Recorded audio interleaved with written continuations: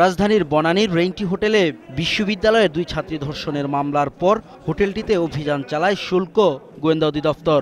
প্রথম দফায় কিছু না পেলেও দ্বিতীয় দফার অভিযানে হোটেলের একটি কক্ষ থেকে 10 বোতল মদ উদ্ধার হয়।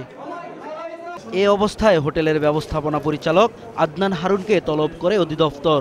প্রথমবার অসুস্থতার কথা বলে হাজির হননি আদনান হারুন। ওই দিনই তাকে আবারও তলব করা হয়। সকালে 3 আত্মীয় ও আইনজীবীকে সাথে নিয়ে শুল্ক গোয়েন্দা ও তদন্ত অধিদপ্তরে আসেন আদনান হারুন। তাকে 4 ঘন্টা জিজ্ঞাসাবাদ করে শুল্ক ও গোয়েন্দারা। জিজ্ঞাসাবাদ শেষে তিনি দাবি করেন অধিদপ্তরের চাহিদা অনুযায়ী সব নথি জমা দেয়া হয়েছে। আমাদের শুল্ক জড়িত যেসব ডকুমেন্টেশনগুলো আছে ওগুলো, আমাদের ভ্যাট রিলেটেড যেসব ডকুমেন্টেশনগুলো আছে, শুল্ক যেসব ডকুমেন্টেশন ওগুলো আমরা তাদের সাবমিট করেছি। তবে অধিদপ্তরের মহাপরিচালক জানান জিজ্ঞাসাবাদে সদুত্তর দিতে পারেনি রেইনট্রি কর্তৃপক্ষ। বলেন তাদের বিরুদ্ধে আইনানুগ ব্যবস্থা নেওয়া হবে।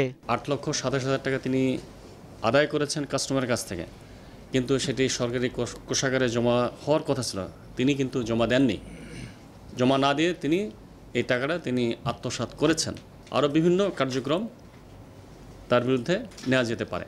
আমরা এখন মামলা দায়েরের জন্য আমরা সুপারিশ প্রণয়ন করব। এদিকে সিলেটের জিন্দাবাজার এলাকা থেকে আপন জুয়েলার্সের মালিক দিলদার আহমেদের ব্যবহৃত একটি বিলাসবহুল গাড়ি জব্দ করেছে শুল্ক ও গোয়েন্দা বিভাগ। রাসেল খান, 21 টেলিভিশন, ঢাকা।